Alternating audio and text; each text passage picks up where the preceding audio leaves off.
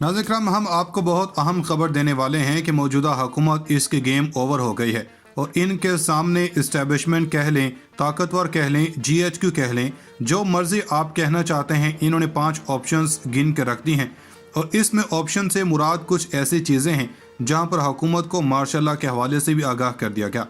दूसरी बात यह है कि कोर कमांडर्स कॉन्फ्रेंस के मुतालिक जो चीज़ें सामने आ रही हैं हम आप तक पहुंचा रहे हैं। एलामिया तो जारी नहीं हुआ, अखाड़ पिछाड़ तो हुए, जिसको हम कहते हैं तकर्रियाँ और तबादले। कौन से जनरल को कौन सी जिम्मेदारी दे दी गई, खासकर अहम कोर जिसको स्ट्राइक कोर कहते हैं, वो किसके पास आई और जो खिचड़ी लंदन में पक रही है इनका करना क्या है। और इसके बाद ISI और IB को क्या इमरान खान इनकी हुकूमत के हवाले से कहा गया, तो इमरान खान के हवाले से जो चीज़ें बातें हुई और जो कुछ इन पर हुआ, वहाँ पर अहम रिपोर्ट पंजाब फॉरेंसिक डिपार्टमेंट दे दी है। 5 करोड़ की रिश्वत की क्या बात है। अब शुरू इससे कर लेते हैं कि फौज में अहम तकर्रियाँ तबादले क्या हैं। फौज के अंदर 7 अहम शख्सियात और लेफ्टिनेंट जनरल्स हैं, इनको अहम ओहदों पर तैनात या एक जगह से दूसरी जगह शिफ्ट किया गया।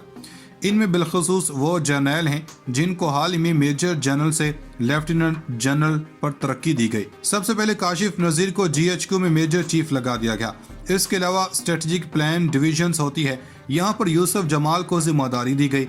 मुनीर असगर को टेली कम्युनिकेशन GHQ में तरक्की दी गई। मोहम्मद जफर इकबाल को यह जिम्मेदारी दी गई। फयाज हुसैन शाह को भी जिम्मेदारी दी गई। नेशनल डिजास्टर मैनेजमेंट की जिम्मेदारी इनाम हैदर को दे दी गई। सबसे अहम स्ट्राइक कोर है जिसको आप मंगला कोर भी कहते हैं। ये इंडिया के हवाले से और ख़ास तौर पर ये वो कोर है जिसने अगर बॉर्डर के ऊपर कोई गड़बड़ हो तो इसने सबसे आगे काम करना होता है। ये जो स्ट्राइक कोर में एमन बिलाल सफ्तर को ये जिम्मेदारी दे दी गई है, ये तो तकर्रियाँ तबादले हो गए। आखिर सब ये जानना चाहते हैं कि 9 घंटे फौज के जर्नैल सर जोड़कर बैठे।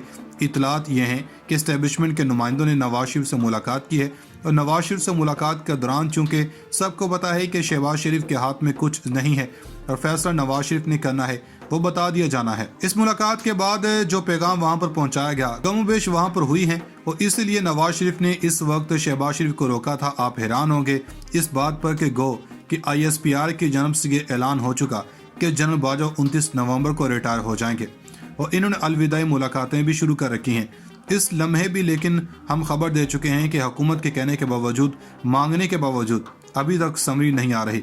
ज़ुबानी और भी कहा और तहरीरी भी कहा। अब जनाब जो सबसे पहली ऑप्शन दी गई है वो ये है कि मुल्क के हालात ऐसे हैं कि कमांड नहीं होनी चाहिए और इसके अंदर ये कहा गया कि जनरल बाजवा को 7 महीने की एक्सटेंशन दे दी जाए। ये पहली ऑप्शन है, नवाज शरीफ के सामने रखी गई। 7 महीनों का मतलब यह है कि जनाब अली के आप अगले इलेक्शन तक, जब तक असम्बली की मुद्दत है, आप तब तक जनरल बाजवा को एक्सटेंशन दे दें, तब तक एक्सटेंशन ख़त्म हो जाएगी।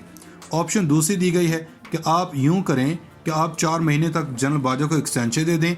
इसकी वजह यह होगी कि मौजूदा जर्नैल रिटायर हो जाएंगे, नए जर्नैल आ जाएंगे, यानी कि दूसरी ऑप्शन यह है कि अप्रैल के आसपास ही एक्सटेंशन खत्म होगी। ये जो मौजूदा जर्नैल सारे हैं इन सब की मुद्दत रहेगी और इनमें से जो मर्जी लगाना चाहेंगे लगा लें और इलेक्शन अपने वक्त पर करवा लेंगे।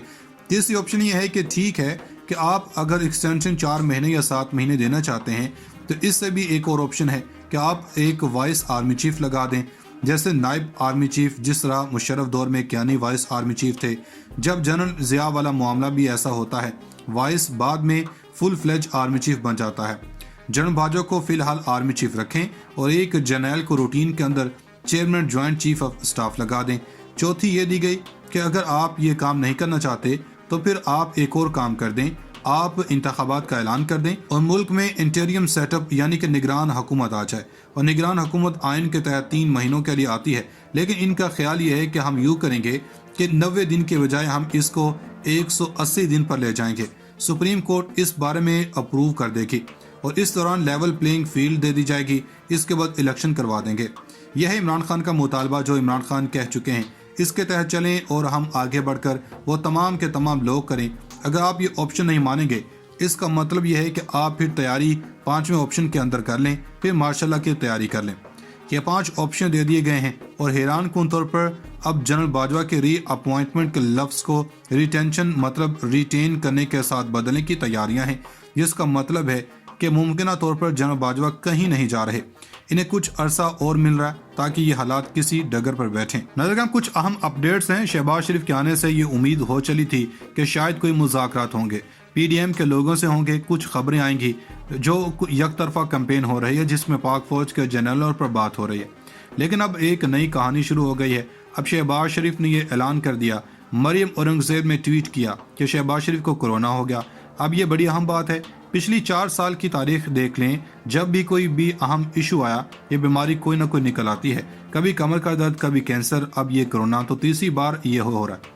اس سے پہلے مریم نواز بھی یہ کرتی تھی، جب جلسوں سے پرہیز کرنا ہوتا تھا، کوئی بیان غلط ثابت ہوتا تھا تو ری ایکشن سے بچنے کے لیے وہ ایسا کرتی تھی۔ ابھی بڑی عجیب بات ہے کہ جب وہ پاکستان پہنچے ہیں اور یہاں پر آرمی چیف کی تقرری اور دوسرے اہم معاملوں پر اس وقت گفتگو ہونی ہے، اور جو فوٹیجز نظر آئی ہیں، جس طریقے سے وہ نواز شریف سے گلے ملے تھے، دونوں بھائی ایک دوسرے کی جپیاں پپیاں کر رہے تھے، کمرے میں اور بھی لوگ تھے، کہ بڑی حیرت کی بات ہے کہ ایسا کورونا ہے جو صرف شہباز شریف کو ہی لگ سکتا ہے۔ جن لوگوں کے ساتھ گلے مل رہے تھے، جن لوگوں کے ساتھ تھے، انہیں کچھ نہیں ہوا، کوئی اس کے علاوہ مزید تفصیلات نہیں دی گئیں۔ لیکن لندن سے جب چلے ہیں، اس سے پہلے انہوں نے اپنے حمایتی اخبار میں خبر چلوا دی تھی کہ انہیں ہلکا ہلکا بخار ہے، کیونکہ وہاں سے وہ چلے تو یہ سوچ کر چلے تھے کہ وہاں پہنچتے ہی کوئی بات نہیں کرنی، کیونکہ اگر صحافیوں سے بات چیت ہوتی تو وہ یہ پوچھتے کہ کون ہے سینئر، کس کو بنا رہے ہیں، فوج کا سربراہ۔ ان تمام سوالات سے بچنے کے لیے اور پھر پی ڈی ایم سے بظاہر ان کے ساتھ صلاح مشورہ کرنا ہے، اس سے بچنے کے لیے پیپلز پارٹی جو بھی بظاہر اپنے آپ کو ڈس ایسوسیٹ کر رہی ہے، جو موقف شہباز شریف نے لیا نواز شریف کے کہنے پر، اس لیے اس سے بہتر کوئی طریقہ نہیں تھا کہ آپ اپنے آپ کو کمرے میں بند کر لیں یہ کہہ کر کہ مجھے کورونا ہو گیا۔ یہی شہباز شریف نے ماضی کی طرح اس بار بھی بیماری کا طریقہ اختیار کرتے ہوئے یہ کام کیا۔ ماضی میں عدالتوں سے دور رہنے کے لیے ایسا کرتے تھے، اب آرمی چیف کی تعیناتی پر بات کرنے سے روکنے سے بچنے کے لیے انہوں نے اپنے آپ کو کورونا کروا لیا ہے۔ اس سے پہلے مریم نواز بھی یہ کرتی تھی، جب جلسوں سے پرہیز کرنا ہوتا تھا، کوئی بیان غلط ثابت ہوتا تھا تو ری ایکشن سے بچنے کے لیے وہ ایسا کرتی تھی۔ ابھی بڑی عجیب بات ہے کہ جب وہ پاکستان پہنچے ہیں اور یہاں پر آرمی چیف کی تقرری اور دوسرے اہم معاملوں پر اس وقت گفتگو ہونی ہے، اور جو فوٹیجز نظر آئی ہیں، جس طریقے سے وہ نواز شریف سے گلے ملے تھے، دونوں بھائی ایک دوسرے کی جپیاں پپیاں کر رہے تھے، کمرے میں اور بھی لوگ تھے، کہ بڑی حیرت کی بات ہے کہ ایسا کورونا ہے جو صرف شہباز شریف کو ہی لگ سکتا ہے۔ جن لوگوں کے ساتھ گلے مل رہے تھے، جن لوگوں کے ساتھ تھے، انہیں کچھ نہیں ہوا، کوئی اس کے علاوہ مزید تفصیلات نہیں دی گئیں۔ لیکن لندن سے جب چلے ہیں، اس سے پہلے انہوں نے اپنے حمایتی اخبار میں خبر چلوا دی تھی کہ انہیں ہلکا ہلکا بخار ہے، کیونکہ وہاں سے وہ چلے تو یہ سوچ کر چلے تھے کہ وہاں پہنچتے ہی کوئی بات نہیں کرنی، کیونکہ اگر صحافیوں سے بات چیت ہوتی تو وہ یہ پوچھتے کہ کون ہے سینئر، کس کو بنا رہے ہیں، فوج کا سربراہ۔ ان تمام سوالات سے بچنے کے لیے اور پھر پی ڈی ایم سے بظاہر ان کے ساتھ صلاح مشورہ کرنا ہے، اس سے بچنے کے لیے پیپلز پارٹی جو بھی بظاہر اپنے آپ کو ڈس ایسوسیٹ کر رہی ہے، جو موقف شہباز شریف نے لیا نواز شریف کے کہنے پر، اس لیے اس سے بہتر کوئی طریقہ نہیں تھا کہ آپ اپنے آپ کو کمرے میں بند کر لیں یہ کہہ کر کہ مجھے کورونا ہو گیا۔ یہی شہباز شریف نے ماضی کی طرح اس بار بھی بیماری کا طریقہ اختیار کرتے ہوئے یہ کام کیا۔ ماضی میں عدالتوں سے دور رہنے کے لیے ایسا کرتے تھے، اب آرمی چیف کی تعیناتی پر بات کرنے سے روکنے سے بچنے کے لیے انہوں نے اپنے آپ کو کورونا کروا لیا ہے۔